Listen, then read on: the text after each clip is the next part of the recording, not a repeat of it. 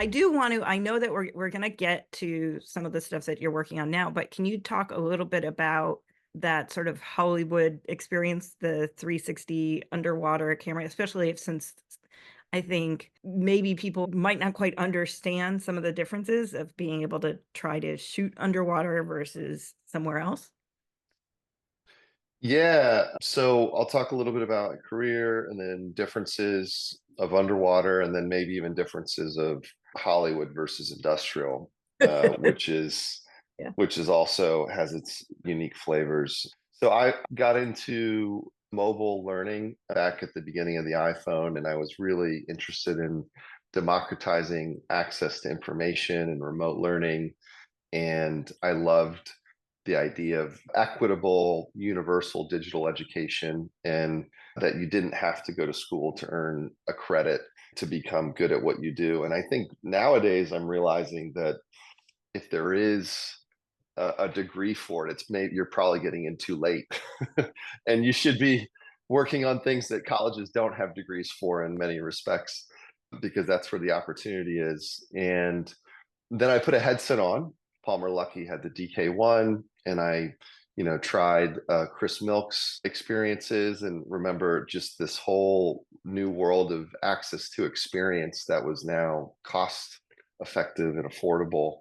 And knew it was going to take a while because, I mean, headsets have all kinds of issues around, how long you can have them, heat, power, cost. I mean, And you're like, I'm the going to things. take this camera that's Yeah, still being built and I'm yeah. going to put it underwater, basically. Well, what happened was I didn't realize I could make money underwater. I didn't realize that there was a venture for me in around the ocean. And so I was thinking about there was a company called Viridio before YouTube that I started a company and hired a few engineers and bootstrapped the idea of distributing content. And I realized that was kind of a second order problem. The first order problem was creating content, and there wasn't any content to distribute. And I became an agency and got into Hollywood and started creating content in all different industries. And New York Times hired me in 2015 to do a 360 piece, and there was no underwater camera to use. And it was right actually when there was a GoPro design that was coming out, but it had all kinds of flaws, and got the piece done.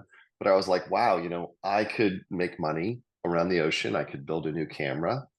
I could solve some of these problems. And it's just like James Cameron says, once you do the first film, once you produce something, it doesn't matter the cost. You can just start calling yourself a director after that, and negotiating your fee. And so I became the underwater expert after one film. But then I got into prototyping, and I got into design and engineering and system architecture, and partnered with these companies, first with Michael Muller, and created a series called Into the Now. And we went around the world to 12 destinations and had this black magic design. I ended up working with billionaires and Ocean X and Monterey Bay Aquarium Research Institute, did education, science, entertainment with Good Morning America, storytelling, MSG Sphere, SeaWorld. And there were all different types of camera systems that I developed, really, I think over probably 40 or 50. Many of them were just, held together with bubble gum and rubber bands, and they worked Something for to that make it so that specific it instant. won't it won't like be destroyed, right? I mean, those were not inexpensive pieces of It equipment. would, yeah, I mean, it'd be I'd pay $100,000 to get it built, but it wasn't anything that was easily understood or could be used by anyone else. And so it was very technical, but, I was able to create a camera system that could shoot 100 million pixels. I was able to create a 360, live stitching camera that could stream to New York. There was one that did 3K by 27K. That's what it was, in a full 360. And 27K essentially was as almost as the screen's almost as tall as the Empire State Building. And we would do these projects and build these camera systems in less than 3 months. Put our reputation on the line.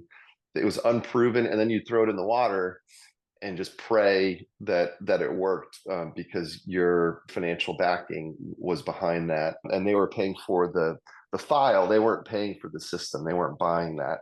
Well, it's like But sending something into outer space, but instead of sending it to outer space, yes, sending it like deep underwater, and you're like, all the work you've done, now you have to prove that it actually does work, in yeah, those and situations. yeah, and when you take a camera underwater, there are optics considerations. You have to put it behind a dome. The field of view changes based on the size of the dome. There's heat, there's power, there's global controls, there's weight, there's portability, there's cost, there's time, and all those things play into like what's good enough, what meets the threshold to be able to achieve the goal, and not have that one thing that kills the project or is a non-starter, or doesn't allow it to get on the plane. I had a blast. I had to learn quickly, but it was quite difficult. It was quite strenuous, and it was kind of my boot camp for perception for a number of years. And then the Navy saw what I was doing and saw that being a way to increase situational awareness for ROVs and robotic vehicles, and being able to put cameras on all sides of the vehicle and have this common operating picture. And so they took some of those concepts, created a solicitation through something called an SBIR, Small Business Innovation Research Grant. I found out about it last minute. They didn't craft it because of me. They crafted it, having seen my work online, and won that, and through that ended up winning a number of different other defense contracts, built some IP, proved out some concepts, and then ended up selling this company, Blue Ring Imaging, about 9 months ago to VideoRay, who I work with now.